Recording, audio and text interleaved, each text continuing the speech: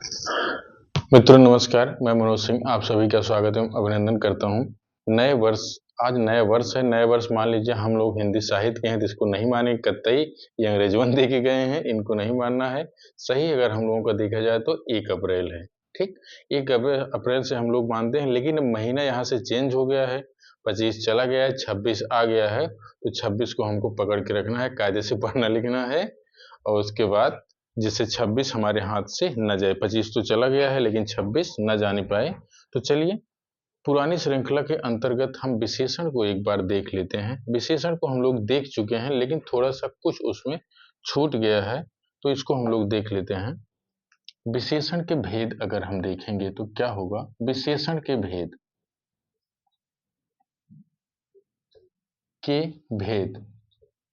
या प्रकार, इन्हें आप जो भी कह दीजिए, अगर हम देखेंगे तो विशेषण के भेद आपको सभी पुस्तकों में नहीं मिलेंगे ये, लेकिन आपको जो जितना हम बता रहे हैं अभी आपको लिखना नहीं, सिर्फ देखना है। अगर हम पहले देखेंगे तो रचना के आधार पर, रचना के आधार पर, रचना के आधार पर अगर हम देखते हैं तो क्या हो जाता है। रचना के आधार पर हम देखते हैं तो 2 हो जाता है। कौन सा हो जाता है? एक उद्देश्य हो जाता है और एक विधेय हो जाता है, ठीक। हमने आपको क्या बताया? हमने आपको बताया कि रचना के आधार पर अगर हम विशेषण के प्रकार देखते हैं तो कितने हो जाएंगे। यहाँ पर आप कह सकते हैं कि 2 हो जाएगा। दूसरा उद्देश्य हो जाएगा, पहला उद्देश्य हो जाएगा और दूसरा विधेय हो जाएगा। तो उद्देश्य विशेष तो आप जानते हैं, किसी वाक्य में यदि कोई वाक्य है तो सरल वाक्य हो तो एक उद्देश्य और एक विधेय होना अनिवार्य होता है, ठीक। जैसे हम कहें राम पुस्तक पढ़ता है, जैसे आपसे हम कहें कि राम चाहे पुस्तक पढ़ता है और चाहे आप कहें सीधे सीधे राम पढ़ता है, तो हम क्या कहेंगे? राम क्या हो जाएगा? राम इसका उद्देश्य हो जाएगा और विधेय क्या होगा? विधेय आपका पढ़ना हो जाएगा। अगर यही हम देखें, इसको क्या कह सकते हैं? उद्देश्य को हम कर्ता भी कह सकते हैं और विधेय को, उद्देश्य के बाद जो विधेय है, विधेय को हम कर्म भी कह सकते हैं और इसे क्रिया कह सकते हैं। कर्म और क्रिया दोनों विधेय के अंतर्गत आएंगे। हमने आपको क्या बताया? पहली बात, विशेषण का पहला भेद अभी हम आपको बता रहे हैं। रचना के आधार पर 2 हो जाएंगे, एक उद्देश्य हो जाएगा और एक विधेय हो जाएगा, ठीक है। अब यहाँ पर हम लोग देखते हैं उदाहरण। जैसे हमने आपको बताया कि राम पढ़ता है, ये उद्देश्य हो गया या उद्देश्य को ही हम कर्ता कहते हैं, और पढ़ना विधेय हो गया। विधेय को हम कर्म कह सकते हैं या क्रिया कह सकते हैं, ठीक। अब हम उदाहरण के माध्यम से एक और देखते हैं क्या हो जाएगा। विशेष और विशेषण तो आप जानते हैं, उद्देश्य और विधेय दोनों मिल गया है। इसके बाद यदि हम आपसे कहें रचना के आधार पर 2 हो जाएंगे। अगर यही आपसे हम कहें प्रयोग के आधार पर, प्रयोग के आधार पर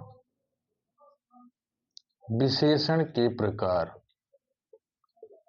विशेषण के प्रकार 2 प्रकार, हाँ देखना है। यहाँ हमने रचना का 2 बताया। अब यहाँ प्रयोग की अगर हम बात करेंगे तो क्या हो जाएगा। प्रयोग की हम बात करते हैं तो 4 प्रकार हमको मिलता है। पहला क्या मिल जाता है? पहला सार्वनामिक, पहला क्या हो जाएगा? सार्वनामिक विशेषण। आज एक इतना ही पढ़ना है आपको, इसमें बहुत ज्यादा लिखना नहीं। पहला हो गया सार्वनामिक विशेषण। अगर यही दूसरे की हम बात करें तो क्या हो जाएगा? गुणवाचक विशेषण, ठीक। अगर यही तीसरे की हम बात करें तो संख्यावाची, और चौथे की हम बात करें तो परिमाण। कहीं कहीं आप किसी पुस्तक में पाएंगे कि परिमाण को कहाँ रखा गया है, संख्यावाची के अंतर्गत रखा गया है, लेकिन कहीं कहीं आप पाएंगे तो परिमाण को अलग और संख्यावाची को अलग रखा गया है। अब हम पुनः यहाँ आते हैं सार्वनामिक विशेषण। सार्वनामिक के विशेषण की अगर हम आपसे बात करें तो क्या हो जाता है, ये भी दो प्रकार हो जाता है। पहला क्या होगा, पहला मूल और दूसरा यौगिक। अब आप जानते हैं इसके पहले से ही कि वे शब्द जो मूल रूप से होते हैं जिन्हें हम रूढ़ कहते हैं वो मूल हो जाएंगे, और वह शब्द जो वाक्य को जोड़ने का काम करते हैं जैसे ऐसा वैसा जैसा, ये शब्द क्या हो जाएंगे आपका, ये यौगिक सार्वनामिक विशेषण के अंतर्गत हो जाएगा। अब दूसरे नंबर पर यहाँ हम आते हैं गुणवाचक में।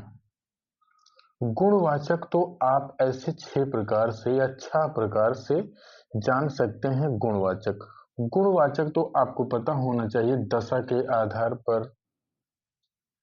6 प्रकार से यदि हम देखें तो इन्हें पा सकते हैं। पहला क्या हो जाएगा, पहला दशा के आधार पर, दशा के आधार पर। अब यहाँ हम आपसे दशा की बात करें तो दशा में क्या हो जाता है, जैसे आप कहेंगे दुबला, पतला, मोटा, ये सब क्या हो जाएगा, उसकी दशा के अनुसार हो जाएगा। दशाएं उसकी दशा पता चलता है। अब यहाँ दूसरे नंबर पर हम बात करें तो गुणों के आधार पर, अर्थात गुण के आधार पर। तो गुण के आधार आपको कैसे पकड़ना है कि गुण कि कोई व्यक्ति भला हो सकता है, कोई व्यक्ति बुरा हो सकता है, कोई पाप कर सकता है, कोई पुण्य कर सकता है, तो ये आपको उसके गुण के आधार पर देख सकते हैं। अगला तीसरा हम देखते हैं तो आकार के आधार पर, आकार के आधार पर। अब यहाँ हम आकार की बात करते हैं तो आकार आप कैसे समझेंगे, जैसे हम कहें नुकीला, लंबा, सुंदर, तिकोना, ये सब आपका क्या हो जाएगा, ये आकार के आधार पर हो जाएगा। अब यहाँ हम आपसे अगले पॉइंट में कहें रंग के आधार पर, अगले पॉइंट में आपसे हम कहें रंग के आधार पर, तो आप कह सकते हैं लाल, हरा, नीला, पीला, ये सब क्या है, ये रंग के आधार पर है। यहाँ 5वें नंबर पर हम देखते हैं स्थान के आधार पर, स्थान के आधार पर। यहाँ स्थान के आधार पर हम देखते हैं तो जैसे हम लोग अभी अगर विदेश में कहीं चले जाते हैं तो क्या कहते हैं, वहां में भारतीय कहते हैं, नेपाल में जो है उन्हें नेपाली कहते हैं, चीन में जो है उन्हें चीनी कहते हैं। तो ये स्थान के आधार पर हम जहां पर जिस स्थान पे रहते हैं वहां कर सकते हैं गुणवाचक अंतर्गत, गुणवाचक विशेषण के अंतर्गत। छठे नंबर पर हम देखते हैं काल के आधार पर, काल के आधार पर। अगला अगला क्या है, काल के आधार पर। तो यहाँ काल हम क्या है, काल का मतलब क्या होता है, वर्तमान, भूत, भविष्य, आज। ये वर्तमान, भूत, भविष्य जो हमारे समय को दर्शाता है उसे हम गुणवाचक विशेषण के अंतर्गत रख सकते हैं। अभी हमने आपको बताया कि विशेषण के भेद यदि हम देखते हैं तो यहाँ रचना के आधार पर 2 हो जाएगा, उद्देश्य और विधेय। अब दूसरे नंबर पर हम प्रयोग के आधार पर देख रहे हैं, कौन हो जाएंगे, सार्वनामिक विशेषण, गुणवाचक विशेषण और हाँ, गुणवाचक के अंतर्गत ही हम ये भी देख रहे थे, तो इतना आप देख लीजिए यहाँ पर। उसके बाद आगे चलते हैं। अब हम गुण के आधार पर देख चुके हैं, गुण के आधार पर देखने के बाद अब हम जो है कहाँ चलते हैं, गुण के आधार पर होने के बाद हम संख्यावाची में चलते हैं। हाँ, यहाँ गुण, गुण के बाद संख्यावाची की अगर हम बात करें आपसे तो संख्यावाची में क्या हो जाएगा, एक होगा निश्चित। संख्यावाची की अगर हम बात करें तो पहला निश्चित हो जाएगा और दूसरा अनिश्चित हो जाएगा, पहला निश्चित और दूसरा अनिश्चित हो जाएगा। अब निश्चित की हम बात करते हैं तो ये आपका 5 भाग इसका हो जाता है निश्चित का, ठीक। अब यहाँ पहले भाग की अगर हम बात करें, निश्चित में क्या हो जाता है, गणना। गणना, जैसे गणना आप दिमाग में कभी कभी यहाँ से प्रश्न पूछ लिया जाता है कि गणना, गणनावाचक आप क्या कहेंगे, गणनावाचक को हम क्या कह सकते हैं, गणनावाचक को हम कहेंगे 1, 2, 3, 4, 5, ये क्या है, ये आप गिनती करते हैं तो गणवाचक हो जाएगा। ठीक, अब यहाँ दूसरे नंबर पर हम देखते हैं क्रमवाचक। क्रमवाचक क्रमवाचक की हम बात करेंगे तो पहला, दूसरा। अगर यहाँ क्रम की बात करेंगे, जैसे हमको याद है कि बचपना में हम लोग जब छोटे थे तो पहले दूसरे नंबर पर क्रम आता था, या तो किसी का पहला स्थान आता था क्लास में, या तो दूसरा आता था, या तीसरा आता था, या चौथा आता था, वो हमारा क्रम था। ठीक, अब यहाँ क्रम हम देख चुके हैं। क्रम के बाद हम अगला देखते हैं, अगला क्या हो जाएगा क्रम की बात, फिर आ जाता है आवृत्ति। आवृत्तिवाचक की अगर हम बात करें तो क्या हो जाएगा, आवृत्ति की अगर हम बात करेंगे तो 2 गुना, क्या हो जाएगा, 2 गुना, 3 गुना, 4 गुना, 5 गुना, ये जो है आवृत्ति का हो जाएगा। उसके बाद यहां हम देखें तो अगला हो जाएगा समुदाय।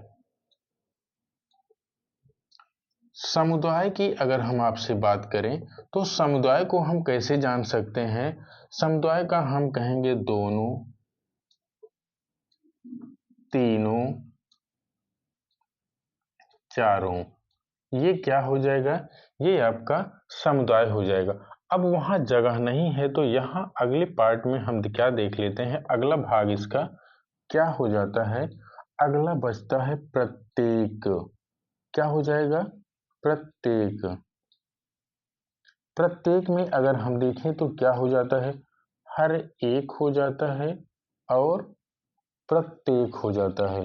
ठीक, अभी आप क्या देख रहे हैं, प्रयोग के आधार पर विशेषण के 4 प्रकार हैं, सार्वनामिक, गुणवाचक और संख्यावाची। संख्यावाची की अगर हम बात करें तो 2 भाग हो जाएगा, एक निश्चित हो जाएगा, दूसरा अनिश्चित हो जाएगा।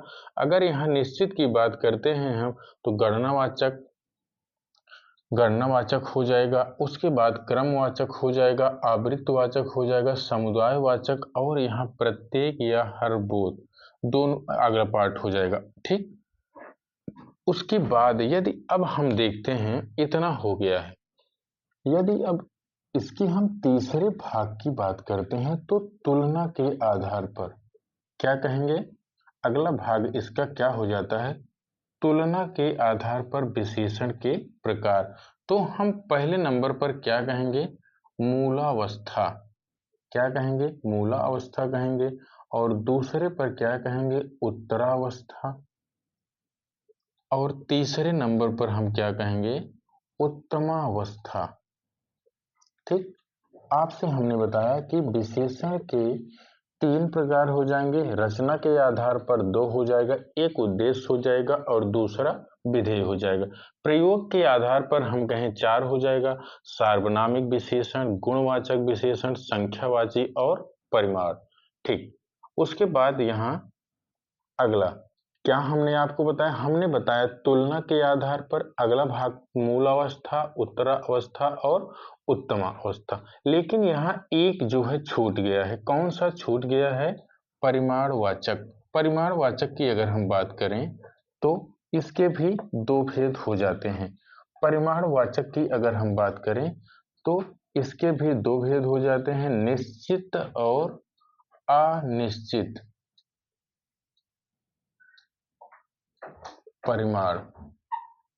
अब यहाँ हम आपको बताएं कि निश्चित और अनिश्चित परिमाण की बात करें, जैसे परिमाण अर्थात नाप तौल वाली वस्तु, हमने कहा कि राम आज बाजार से 10 किलो आटा लाएगा। इसका मतलब क्या होगा कि यहाँ निश्चितता की बात कही जा रही है कि जो आटा लाएगा उसकी मात्रा 10 किलो है। लेकिन अभी वही प्रश्न यहाँ बन जाए, राम बाजार से आटा लाया, इसका मतलब क्या हो जाएगा, यहाँ निश्चितता नहीं है, पता नहीं है कि कितना आएगा, लेकिन मात्रा नहीं पता है, लेकिन ये है कि हाँ आटा आएगा जरूर। तो इसीलिए हम परिमाण को 2 में रख सकते हैं, एक निश्चित में और दूसरा अनिश्चित परिमाण में। ठीक, उसके बाद हमने आपको अगला बताया, अगला कि तुलना के आधार पर मूलावस्था, उत्तरावस्था और उत्तमा अवस्था। यदि अब आपसे कोई पूछे कि विशेषण के कितने प्रकार हैं तो हमको सीधे सीधे यही समझना है, विशेषण के मुख्य रूप से भेद की बात करेंगे तो 3 भेद हो जाएंगे। एक रचना के आधार पर, दूसरा प्रयोग के आधार पर, तीसरा तुलना के आधार पर। तो आप 3 तरह से विशेषण को बांट सकते हैं। तो यहाँ पर हम अब जो है इसके बारे में अगली क्लास में हम लोग विस्तृत पढ़ चुके हैं। तो अभी यहाँ विस्तृत बताने का कोई मतलब नहीं है। अब आप जैसे मूला अवस्था, उत्तरा अवस्था और उत्तमा अवस्था तो जानते हैं, यहाँ कोई दिक्कत नहीं, यहाँ से इतना आपका हो जाएगा। आइए कुछ शब्द ऐसे हैं जो संज्ञा शब्द से विशेषण शब्द बनते हैं, उनको हम लोग देखते हैं कि संज्ञा से बनने वाले शब्द जो विशेषण हैं उनको हम लोग देखते हैं। कुछ ज्यादा नहीं देखेंगे, बस थोड़े से शब्द को देखेंगे संज्ञा से विशेषण। ठीक,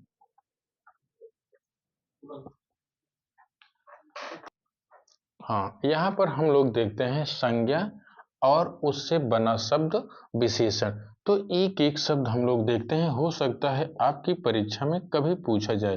तो हम कहेंगे कृपा, तो कृपा की अगर बात करेंगे तो इसका विशेषण बताएंगे तो क्या हो जाएगा, कृपा का कृपालु हो जाएगा।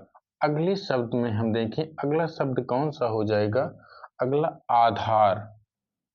अगला संज्ञा शब्द है आधार और इससे विशेषण क्या बनेगा, आधारित। क्या बनेगा, आधारित। अगले नंबर की हम बात करें अंचल।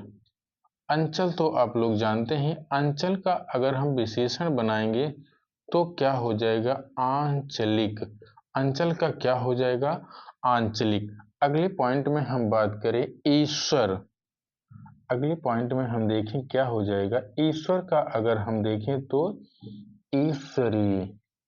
ईश्वरी हो जाएगा, या आप, हाँ ईश्वरी, या ऐश्वर्य भी कह सकते हैं।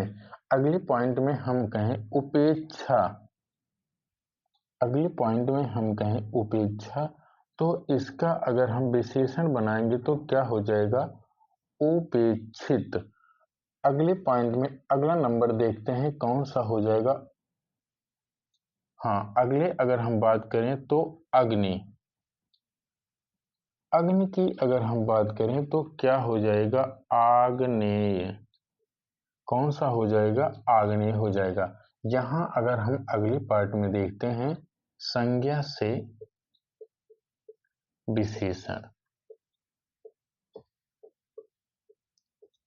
ठीक, यहाँ पर अगले पॉइंट में हम देखते हैं, यहाँ पर अलग करना है थोड़ा सा आपको। क्या करना है, पहला हो जाएगा अर्थ। अर्थ को अगर हम विशेषण बनाएंगे तो क्या हो जाएगा, अर्थ से आर्थिक हो जाएगा। ठीक, अगले पॉइंट में दूसरे नंबर पर हम देखते हैं घृणा। घृणा का अगर हम विशेषण बनाएंगे तो क्या हो जाएगा, घृणित हो जाएगा। ठीक, उसके बाद यदि हम देखते हैं तो गंगा। गंगा का यदि हम विशेषण बनाएंगे तो गांगेय हो जाएगा। गंगा का गांगेय हो जाएगा। और केंद्र, यदि हम अगला शब्द देखते हैं केंद्र। केंद्र का क्या हो जाएगा, केंद्र का केंद्रीय हो जाएगा। उसके बाद देखते हैं घर।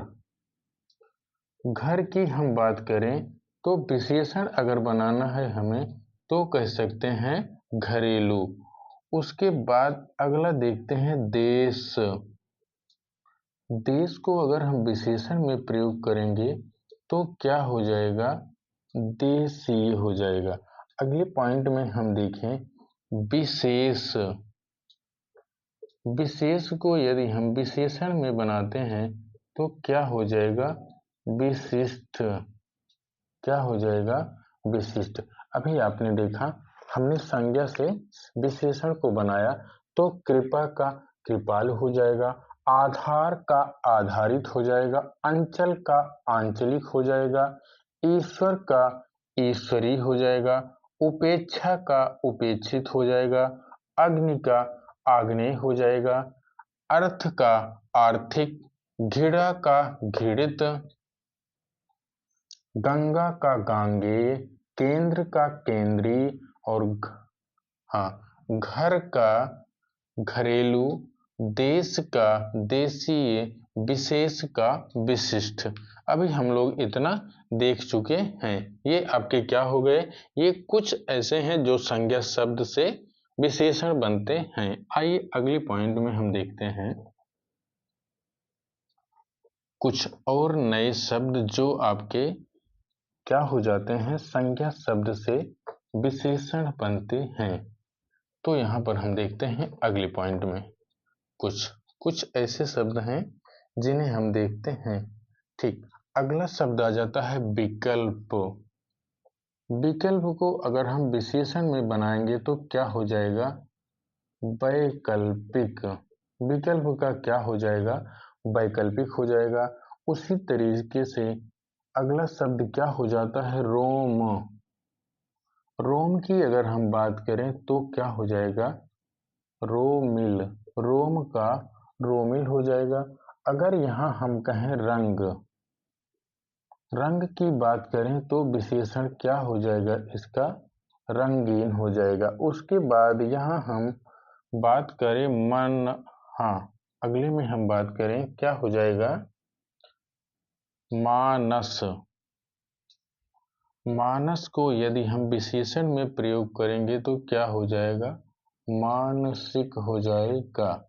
मानसिक के बाद यदि हम रस की बात करें, रस तो रसिक हो जाएगा, या इसी को हम रसीला भी कह सकते हैं विशेषण शब्दों में विशेषता बताने का कार्य। अगला है लक्षण। अगर हम लक्षण की बात करें तो क्या हो जाएगा? लाक्षणिक। लक्षण की बात करेंगे तो क्या हो जाएगा? लाक्षणिक। अगला है, अगला शब्द आ जाता है परिचय। क्या हो जाएगा? परिचय को यदि हम देखते हैं तो क्या हो जाता है? परिचित। परिचय का परिचित हो जाता है। अगला देखते हैं पिता। पिता का यदि हम विशेषण में प्रयोग करेंगे तो क्या हो जाएगा? पैतृक हो जाएगा। पिता का क्या होगा? पैतृक। अगला है पाप। पाप का क्या हो जाएगा? पाप का पापी हो जाएगा। ठीक, उसके बाद यहाँ हम देखते हैं अगला परीक्षा। परीक्षा की अगर हम बात करें तो क्या हो जाएगा? परीक्षित। ठीक, यहाँ पर परीक्षा का क्या हो जाएगा? परीक्षित। जिस तरह से यहाँ हम देखते हैं अगला शब्द निशा। निशा की अगर हम बात करें तो क्या हो जाएगा? नैश्य। उसके बाद देव। देव की अगर हम बात करें तो देव का क्या हो जाएगा? दैवीय या दिव्य। देव का दैवी हो जाएगा या दिव्य हो जाएगा। अगला हम बात करें दर्शन। दर्शन का अगर हम देखें तो क्या हो जाएगा? दर्शनीय। दर्शन का दर्शनीय हो जाएगा। ठीक, अभी हमने आपको बताया संज्ञा से विशेषण शब्द। एक बार यहाँ आप देख सकते हैं पुनः क्या हो सकता है। तो हम आपसे कहें विकल्प का वैकल्पिक, रोम का रोमिल, रंग का रंगीन, मानस का मानसिक, रस का रसिक या रसीला, लक्षण का लाक्षणिक, परिचय का परिचित, पिता का पैतृक, पाप का पापी, परीक्षा का परीक्षित, निशा का नैश्य, देव का दैवी या दिव्य, और दर्शन का दर्शनीय। ठीक, उसके बाद अगले पॉइंट में हम लोग देखते हैं। ठीक, अगले पॉइंट में हम लोग कुछ संज्ञा वाले शब्द जो विशेषण बनते हैं उनको हम लोग एक बार फिर से देखते हैं। कुछ महत्वपूर्ण हैं, महत्वपूर्ण को देख लिया जाए। ठीक, अगला अगला शब्द एक है यश। यश का क्या हो जाएगा? यश का यशस्वी हो जाएगा। यश का यशस्वी होगा। इसी तरीके से अगला शब्द है स्त्री। स्त्री का अगर हम देखेंगे तो क्या हो जाएगा? स्त्रैण हो जाएगा। स्त्री का स्त्रैण हो जाएगा। और उसके बाद हम आपसे अगला कहें क्या हो जाएगा, सुख का अगला शब्द है सुख, तो इसका हम विशेषण बनाएंगे तो क्या हो जाएगा, सुख ही। अगला शब्द है शिक्षा। अगर हम शिक्षा की बात करें तो क्या हो जाएगा, शिक्षा का शिक्षित हो जाएगा। अगर यहाँ हम कहें शैक्षिक, शैक्षिक में अगर हम देखें तो क्या हो जाएगा, शैक्षणिक। अगला शब्द है शोषण। शोषण को अगर हम देखें तो क्या कह सकते हैं, विशेषण के रूप में शोषित। उसके बाद अगला है क्षण। क्षण का हम क्या कह सकते हैं, क्षण का विशेषण बनाएंगे तो क्षणिक हो जाएगा। अगला है ज्ञान। ज्ञान का विशेषण क्या हो जाएगा, ज्ञानी। उसके बाद हृदय। उसके बाद कौन सा शब्द आ जाता है, हृदय, जिसका क्या हो जाएगा, हार्दिक। हृदय का हार्दिक हो जाएगा। और हम कहें अगला क्या हो जाएगा, पशु। पशु का अगर हम देखें तो क्या होगा, पार्श्विक। पशु का पार्श्विक। अगला है सिद्धांत। सिद्धांत का क्या हो जाएगा, सैद्धांतिक। सिद्धांत का क्या हो जाएगा, सैद्धांतिक हो जाएगा। मेधा। मेधा का विशेषण क्या होगा, मेधावी। मेधा का मेधावी होगा। उसके बाद अगला आ जाता है तिरस्कार। तिरस्कार को अगर हम विशेषण बनाएंगे तो क्या होगा, तिरस्कृत। ठीक, अगला तिरस्कार को यदि हम देखते हैं, तिरस्कृत क्या हो जाएगा, तिरस्कृत हो जाएगा। तो हम लोग आगे देखते हैं, यश का यशस्वी, स्त्री का स्त्रैण, सुख का सुखी, शिक्षा का शिक्षित, शैक्षिक का शैक्षणिक, शैक्षिक का शैक्षणिक, शोषण का शोषित, क्षण का क्षणिक, ज्ञान का ज्ञानी, हृदय का हार्दिक, पशु का पार्श्विक। यहाँ देख सकते हैं पार्श्विक। और उसके बाद सिद्धांत का सैद्धांतिक, मेधा का मेधावी और तिरस्कार का तिरस्कृत। ठीक है मित्रों, बस आज हम लोग विशेषण में इतना ही छूट गया था, जो पिछली क्लास में हम लोग पढ़े थे, लेकिन कुछ कारणवश छूट गया था जिन्हें हम लोग देखें। अब अगली क्लास में हम आपको क्रिया के भेद बताएंगे। क्रिया के भेद तो आप जानते ही हैं, कितने भेद हो जाते हैं, उत्पत्ति के आधार पर होते हैं, रचना के आधार पर होते हैं, प्रयोग के आधार पर होते हैं। तो हम लोग अगली क्लास में इसके बारे में जानकारी प्राप्त करेंगे। तब तक के लिए बस आज के लिए इतना ही। अगली क्लास में आपसे हम फिर मिलते हैं। तब तक के लिए नमस्कार।